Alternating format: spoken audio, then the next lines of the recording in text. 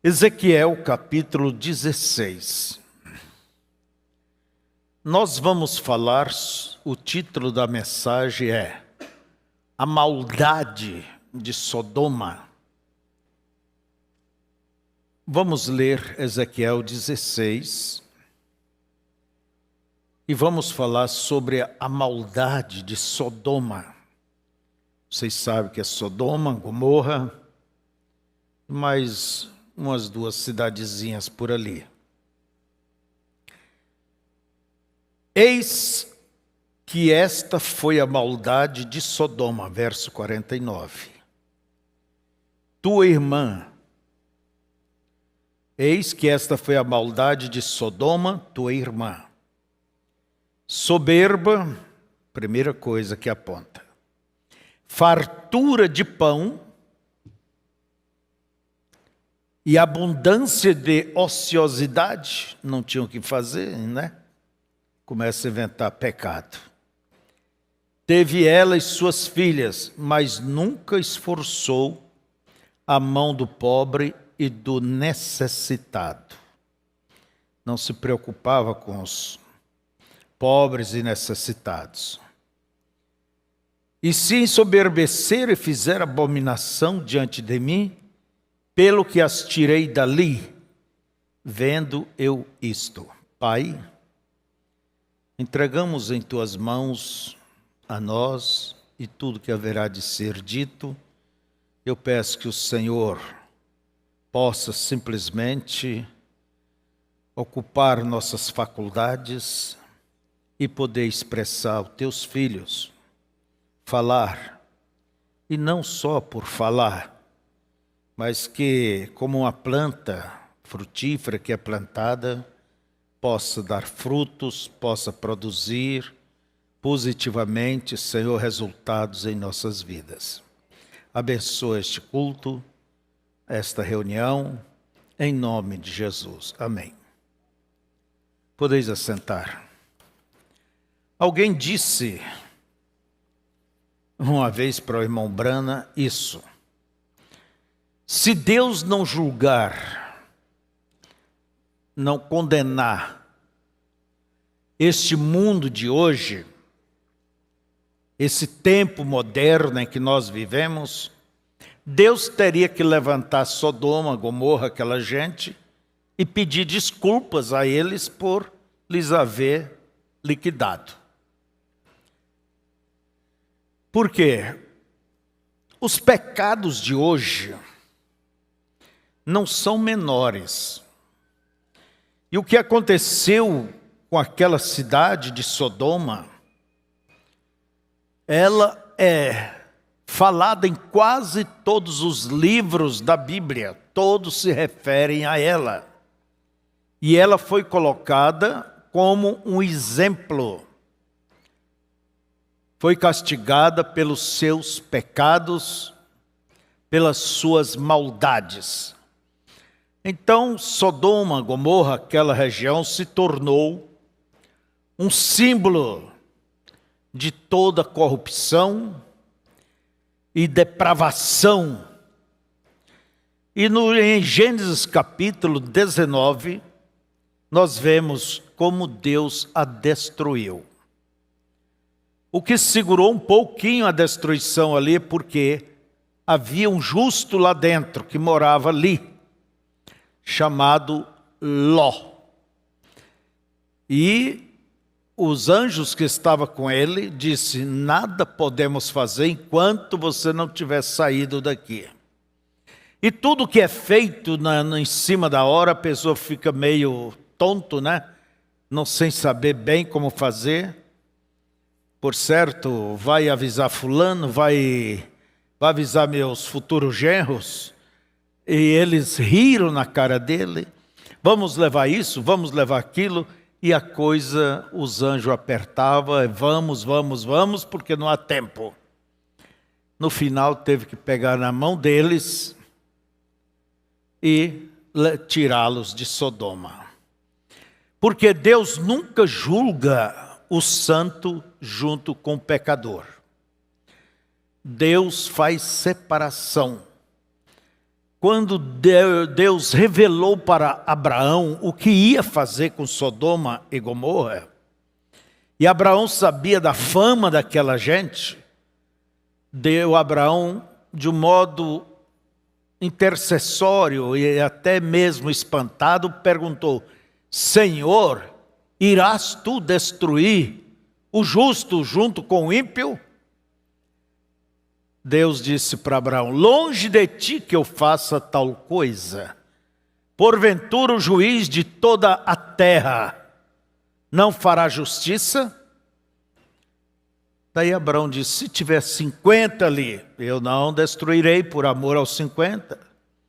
Desceram para 40 e foi descendo. No final chegaram a 10. E Deus disse: eu não destruirei por causa dos 10. Então, o justo é o que segura o mundo da condenação.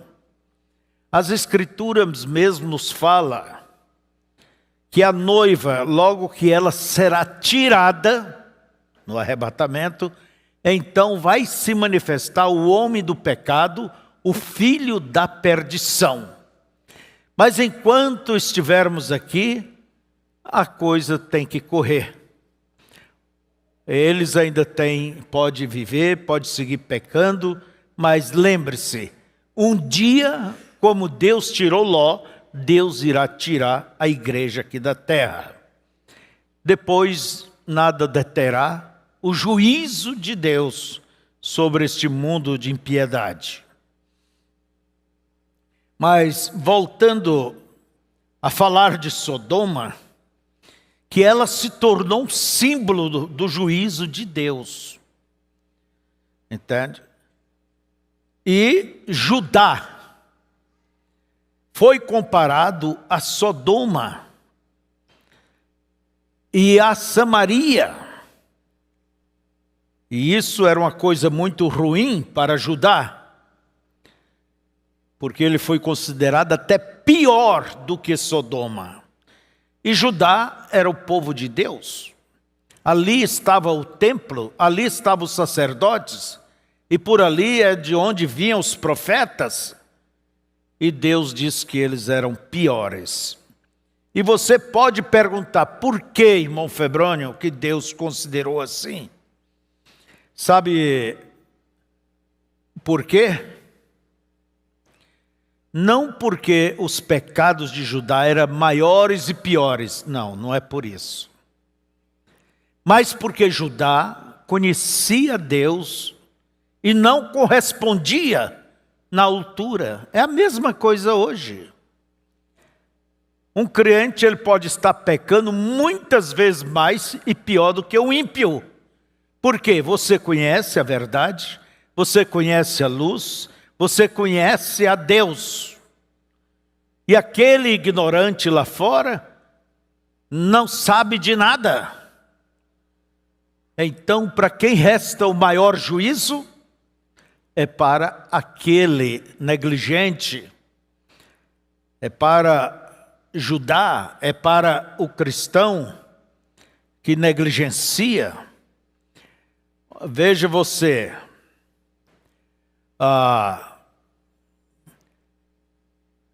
É a mesma coisa isso hoje.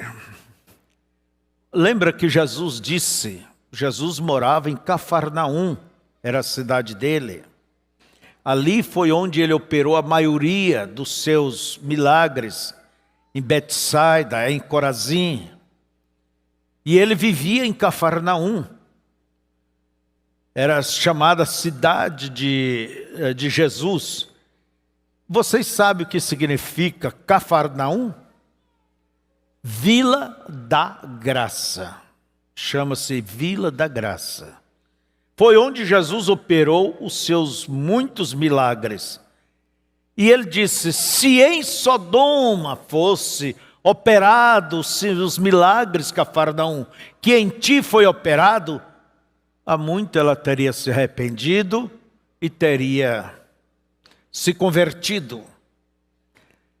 Por isso resta maior juízo para ti. Tu que te elevas até os céus, irás para o fundo do mar. Por quê? É onde Deus mais operou, mais ensinou, mais pregou, mais se dedicou. Vamos fazer uma comparação aqui. Deus tem nos enviado um profeta com uma mensagem revelada para a sua igreja. Você não pode pegar essa mensagem e viver ela de um modo como um denominacional, como um religioso. Jesus disse para os seus apóstolos nos seus dias: se a vossa justiça não exceder a dos escribas e fariseus, vocês não entrarão no reino dos céus. Por quê? Porque eles tinham visto mais, e eles tinham sido ensinados, eles sabiam mais, e a quem mais é dado, mais será cobrado. Você acha que Deus vai exigir de ti o que, vamos dizer, um religioso, alguém que não conhece? Você conhece muito mais. Você conhece a verdade. Você tem visto as coisas de Deus. Então, a quem mais é dado, também mais será cobrado. Judá havia recebido bastante, muitos profetas, ali estava o templo de Deus, então Deus cobrava mais. E Deus ainda cobra mais. Quem mais é dado, como disse, mais lhe é cobrado. É fácil julgar e condenar Sodoma pelos seus pecados. Vamos dizer, pelos seus terríveis pecados, né? É fácil condenar os seus pecados sexuais. Agora, Jesus nos disse que ele viria aqui, a volta de Jesus será quando o mundo estiver equivalente, a situação do mundo estiver equivalente à condição de Sodoma e Gomorra. Aonde Jesus disse isto? Lucas 17. Deixa eu ver se eu acho aqui rapidinho. Lucas 17. Jesus disse assim, no verso 24, que a vinda dele será como um relâmpago que ilumina de uma extremidade até a outra, né, dos céus. Quer dizer, será súbita. E ele diz que, como aconteceu nos dias de Noé, Noé está incluído, assim também será nos dias da vinda do Filho do Homem. Se você analisar como era nos dias de Noé, você vai entender que houve um aumento populacional. Até o ano 1800 e pouco, o mundo chegou ao seu primeiro bilhão de pessoas. De 1900 e tanta coisa veio dobrando, e a cada 10 anos aumenta mais 1 bilhão. Já estamos com 8 bilhões e pouco de pessoas. Há um aumento populacional. Você vai ver que nos dias de Noé a violência se alastrou. É a mesma coisa hoje em dia, a violência. Guerras e tudo mais tem se alastrado. Você vai entender também que a Bíblia diz que as mulheres eram lindas. Hoje qualquer estudante aí é muito bonita, é linda. E os filhos de Deus viram que as filhas dos homens eram belas e se casaram. E nos dias de Noé, casava-se e se ajuntava. Quer dizer, dava-se em casamento, quer dizer, se ajuntava. até o dia que Noé entrou na arca e eles não perceberam. Quer dizer, há um povo que se prepara e o mundo não percebe nada disto. E Jesus diz, como foi nos dias de Noé? Noé era um profeta. E Jesus segue dizendo, comiam, bebiam, casavam-se e davam-se em casamento. Comprava, vendia, negociava, edificava, construía. É a mesma coisa que está acontecendo hoje. Como também da mesma maneira aconteceu nos dias de Ló. Quer dizer, nos dias de Sodoma e Gomorra. Comiam, bebiam, compravam, vendiam, plantavam e edificavam.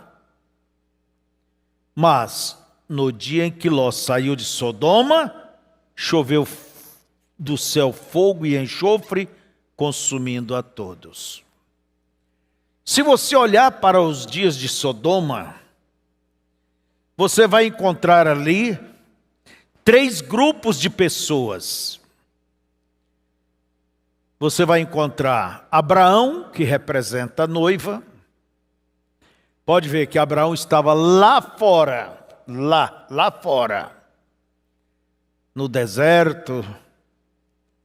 Deus o visitou, prometeu que cumpriria a sua promessa, dando-lhe um filho. Abraão estava fora de Sodoma. Havia o grupo dos Ló, sobrinho de Abraão. É o tipo do crente social. Ninguém obrigou Ló a ir para Sodoma. Mas depois que ele separou do seu tio Abraão, e ele então foi levando o seu rebanho, foi indo com sua gente, passo a passo, até que entrou em Sodoma e tornou-se um morador daquela cidade. Tornou-se um morador proeminente, um juiz. Então as coisas vai devagar. Quando não fica com as coisas de Deus, a pessoa vai andando pouco a pouco, e como disse o profeta, que a glória do mundo de Sodoma e Gomorra paralisou a fé de Ló.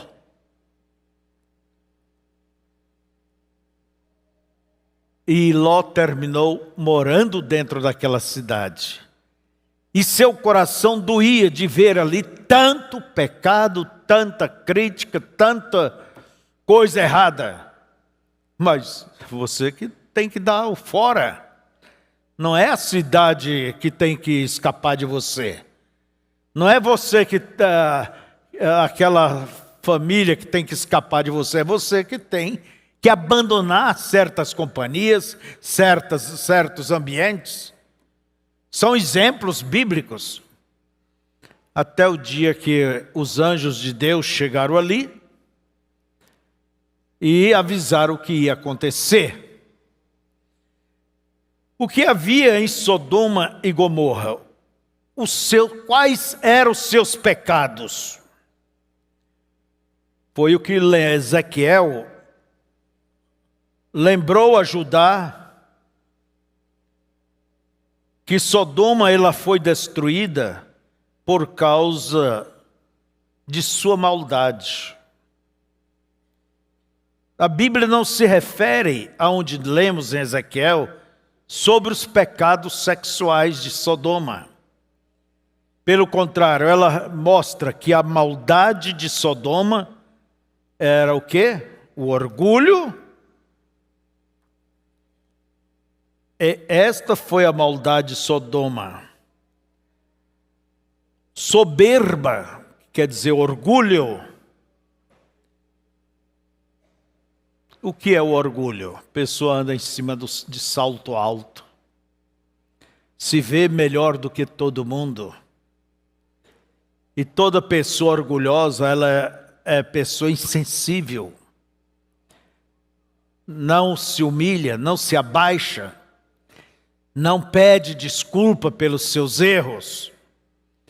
E o orgulho é uma das 3 coisas que dominam o mundo. É a concupiscência dos olhos, os desejos da carne também, e o orgulho. Essas 3 coisas dominam o mundo. Vemos que a maldade de Sodoma, daquela gente, era primeiro o orgulho. Você analisa você. Vamos olhar dentro da nossa era.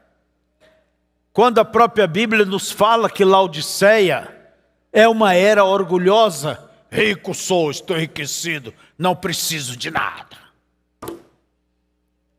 Não necessita de nada. As denominações pensam que tem tudo, não precisa aprender, não precisa se converter. É o orgulho desta era, porque é um paralelo. A coisa, chegamos à mesma altura das maldades de Sodoma e Gomorra. E as Escrituras seguem dizendo, fartura de pão. Quer dizer, havia fartura de pão. Vocês viram no Natal agora? Qual foi a casa que não sobrou comida? A riveria. Comeram no outro dia, mas continuou, ainda tinha por certo mais. E depois de comer uns 2 dias, já não quis mais para o 3º ou 4º, sei lá. E para onde foi? É a glutonaria. É o excesso. E hoje,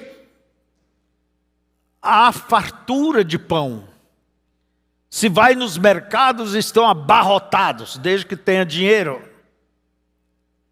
Há fartura de tudo. Temos os hospitais, as UPAs, os postinhos, médicos. A Bolsa Família, a isso, aquilo. De todos os lados se vem alguma coisa.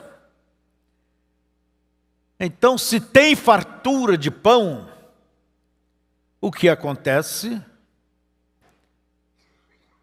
Vem a ociosidade. E é o que a Bíblia diz.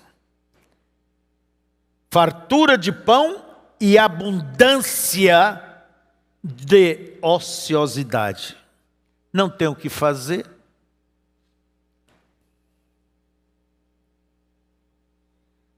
É dia e noite. Não tem outra coisa para fazer. Não tem casa para limpar, não tem isso, não tem aquilo. Então, a Bíblia está nos mostrando que estas são as maldades, é a maldade de Sodoma. E é a mesma coisa hoje. Porque Jesus diz, como foi nos dias de Ló, quer dizer, nos dias de Sodoma. A vinda dele vai acontecer quando as coisas estiverem bem equivalentes. E já há uma equivalência. Olha o sexo, a imoralidade. Hoje nós estamos enfrentando uma abertura não, de questão de gêneros. Homem com homem, mulher com mulher, o sodomismo. E a Bíblia nos fala que quem pratica estas coisas não tem parte, não tem herança no reino de Deus. Homem casando com homem, mulher com mulher. E de onde vem a palavra sodomismo? É uma prática errada do sexo. E em Efésios 5:5 diz que quem pratica essas coisas, nenhum fornicário, nenhum mentiroso, tem herança no reino de Deus. Sodomismo é o homem possuir da maneira errada a mulher, sua esposa, ou homem com homem. Esse assunto de sexo anal, sexo oral e essas coisas, isto são práticas pervertidas, são pecados.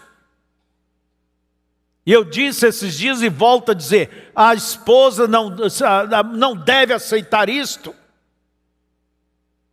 É um pecado.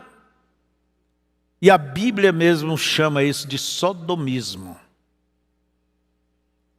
A lei aí entre eles estão dizendo e tentando aliviar, mas é muito claro. As Escrituras neste termo, leia Romanos capítulo 1. O que é que nos diz ali capítulo 1?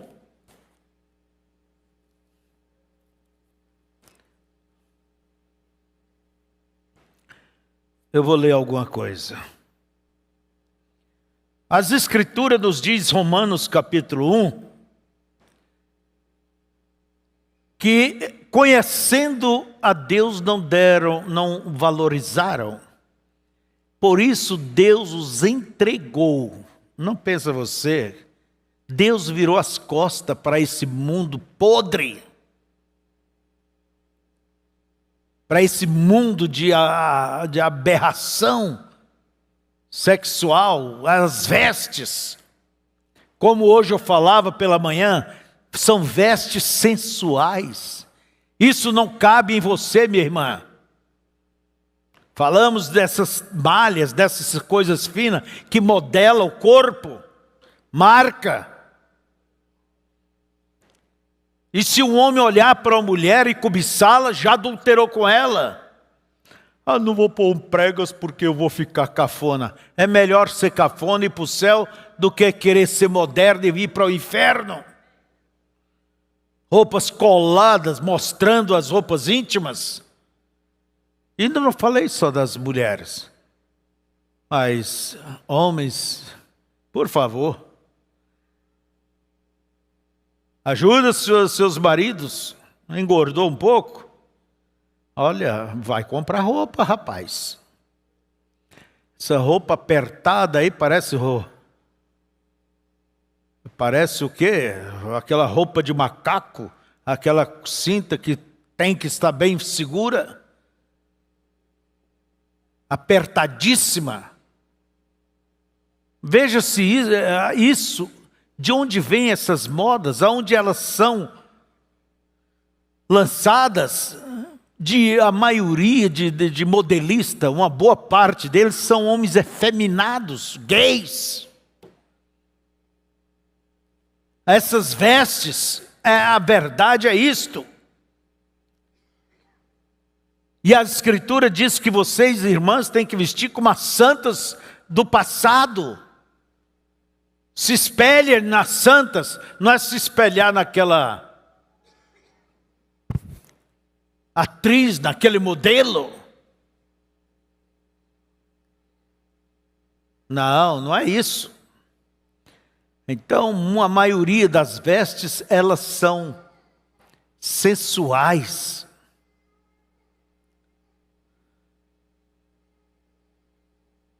O assunto é manter sempre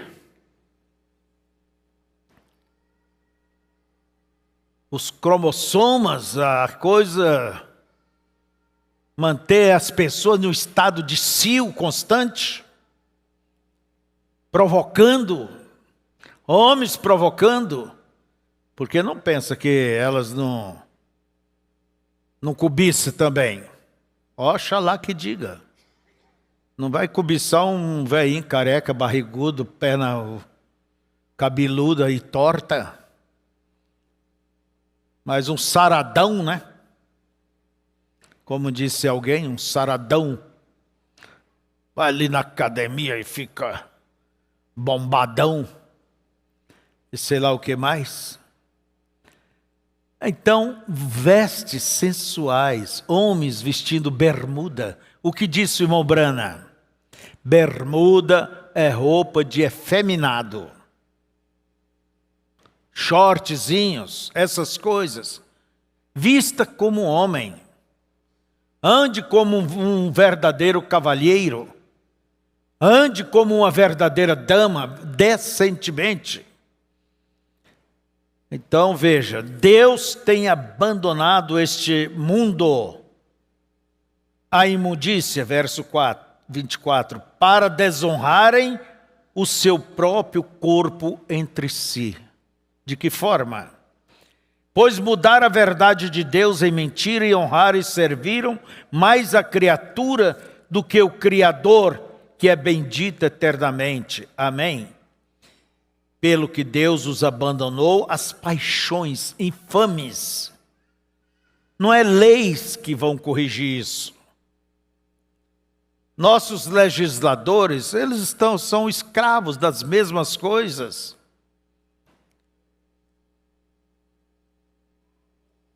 Porque até as suas mulheres mudaram o uso natural, no contrário à natureza. O que quer dizer isso? O lesbianismo, mulher com mulher, casamento e vive por aí, se esfregando. Isso é o quê? É sodomismo. E semelhantemente também os homens, deixando o uso natural da mulher, se inflamaram em sua sensualidade, uns para com os outros, homem com homem, cometendo coisa vergonhosa e recebendo em si mesmo a recompensa que convinha ao seu erro. E como eles não importaram em ter conhecimento de Deus, assim Deus os entregou a um sentimento perverso, para fazerem coisas que não convêm.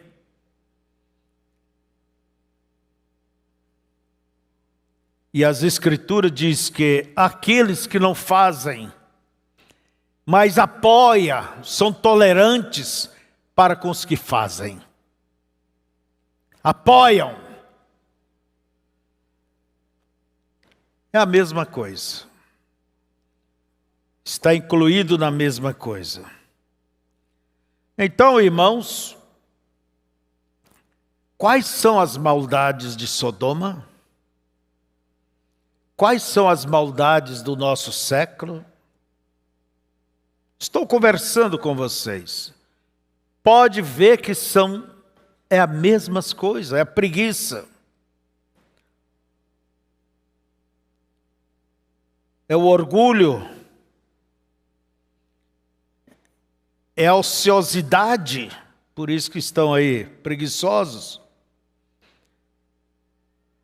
E não tem preocupação, aí está uma das maldades, para com os pobres, para com os necessitados. Só pensam em si próprios.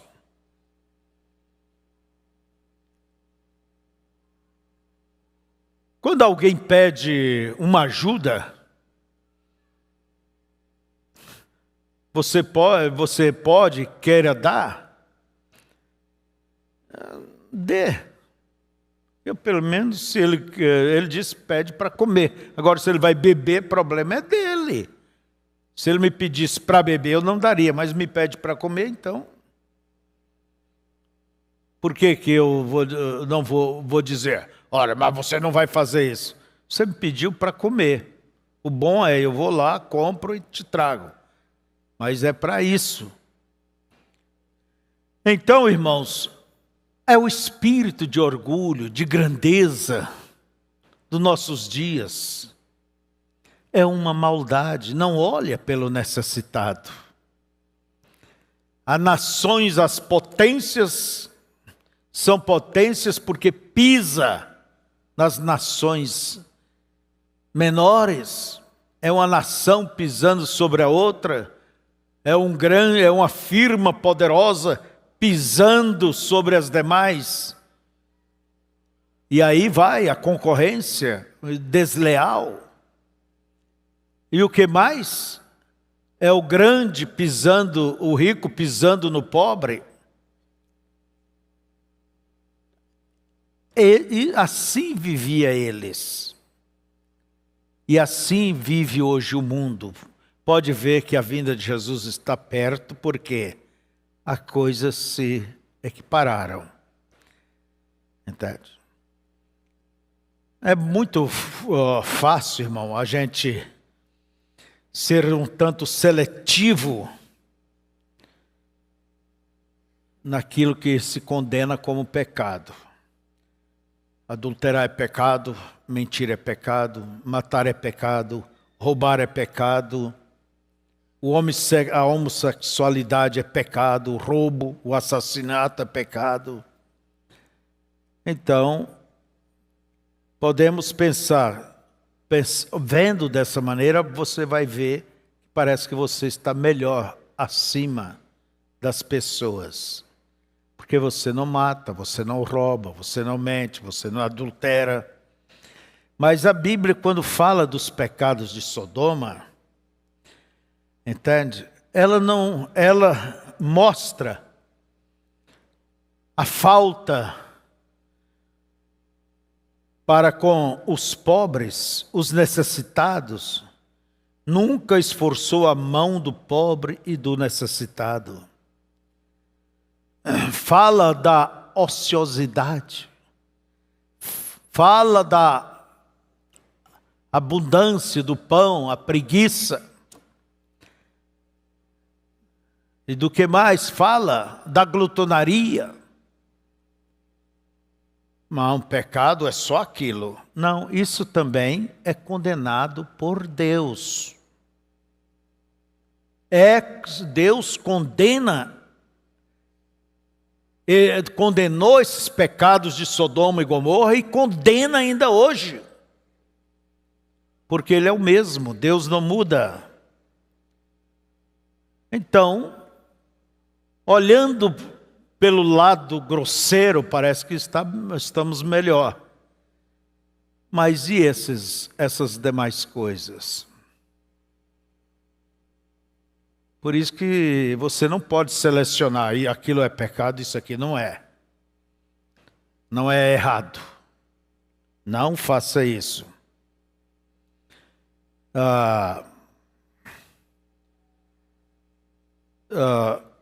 Mesmo que eles pareçam não ser tão chocantes quanto os outros pecados, né?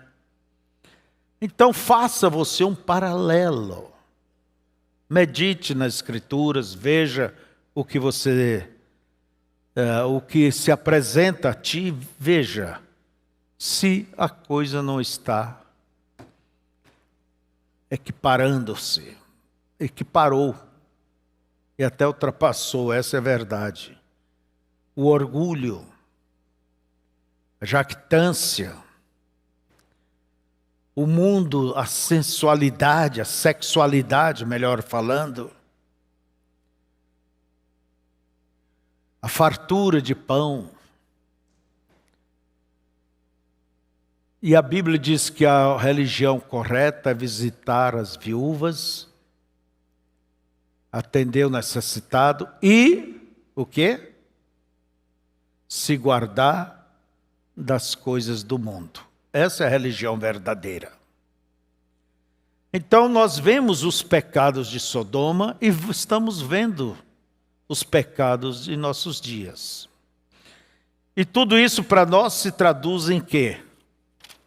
Jesus está chegando. Jesus está perto.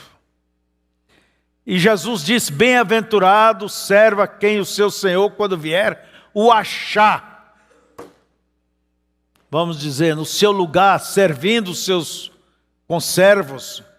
Mas se ele disser, tarde o meu Senhor virá, e sair, começar a beber, a espancar os seus conservos, virá o seu Senhor na hora em que ele não sabe, e destinará a sua parte com os perdidos. Então, esta é as maldades de hoje. Há muito perigo. Há mais perigo andar nas cidades do que nas florestas. Quanto estupro, quantos assassinatos. Na região do Rio de Janeiro comete-se quantas mortes por dia?